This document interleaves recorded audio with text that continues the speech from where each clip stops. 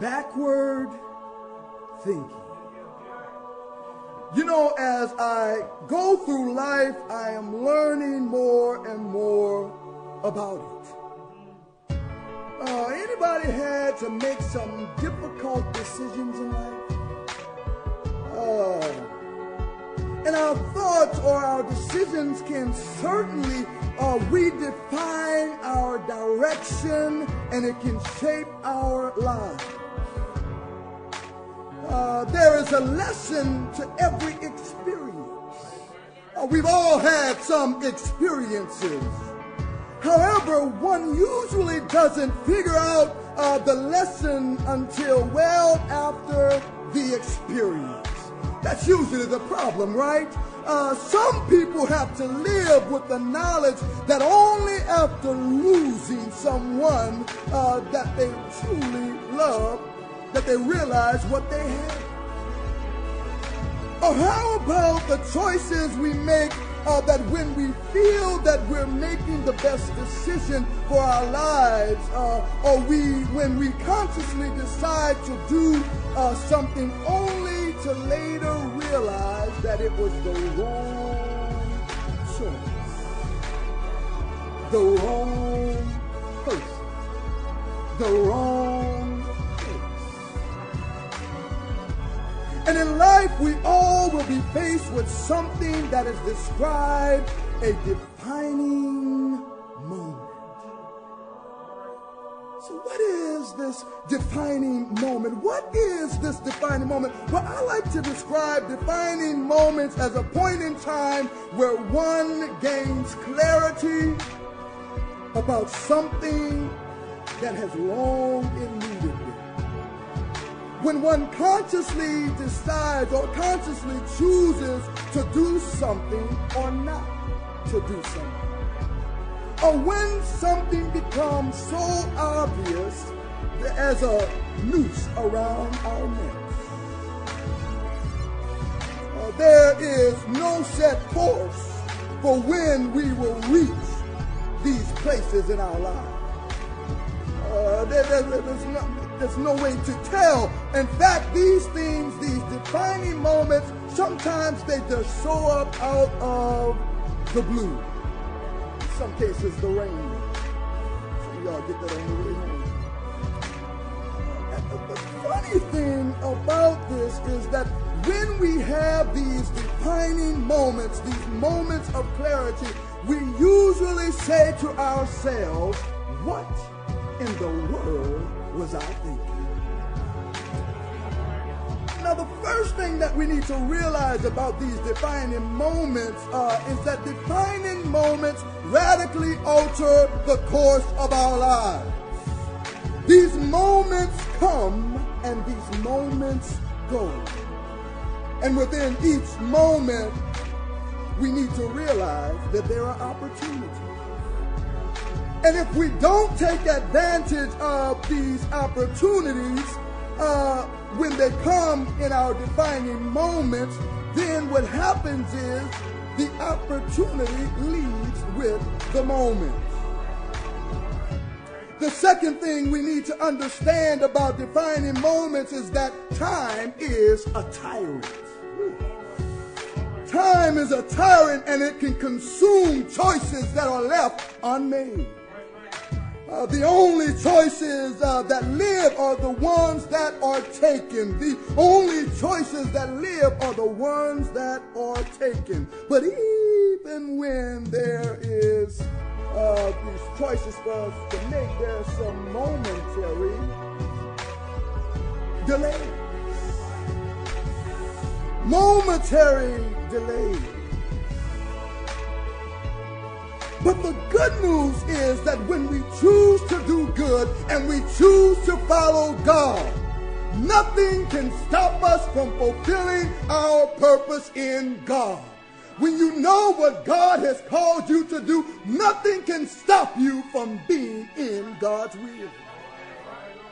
Now, have you ever felt that you were the only one who made all the right decisions? You made all the right choices because your decisions were the right decisions. Your way was the best way. You were the one in control, so you made all the right choices. Some of y'all looking at y'all partners funny.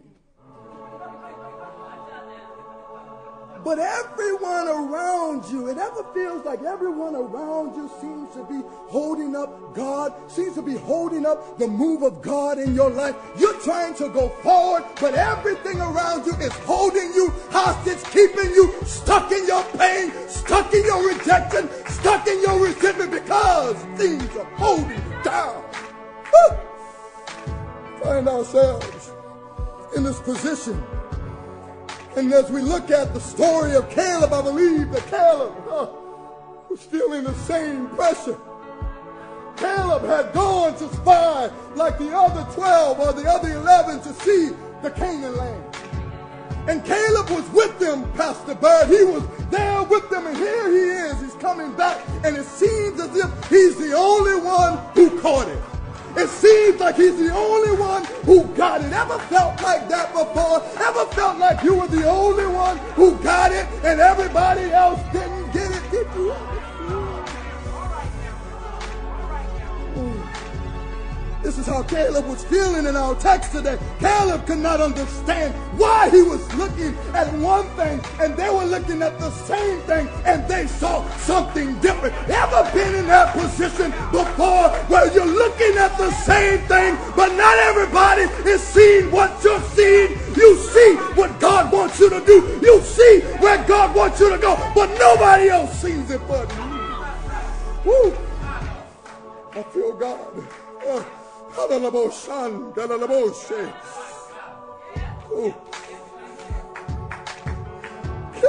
wanted to seize the moment. Caleb wanted to seize the moment. Caleb, he recognized that this was an opportunity. This was a defining moment for him. This was the time for him to change.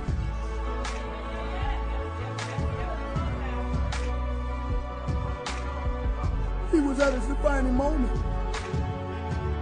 But the other people had a defeatist attitude. They didn't understand. They didn't understand. I'm preaching my own testimony now. Pastor, I know you know what I'm talking about. It seems like you got the vision right before you, but the people. Woo! I told y'all there's something about the people. My God. Now, what's interesting as we get into our text, and I'll try to do this as quickly as possible. What's interesting is that here you have the children of Israel. They had just come through 40 years in the desert. 40 years in the desert, and you know, God had already delivered them from bondage. God had already taken them out of their dry land, out of their Egypt, and now they're wandering in the desert 40 years. Why? Because of disobedience, because they were not satisfied. They were not happy because they wanted more. Anybody know somebody like that? Never satisfied. No matter what I do, you're still unsatisfied, ungrateful. You got to tell people like that to shut the front door. Woo.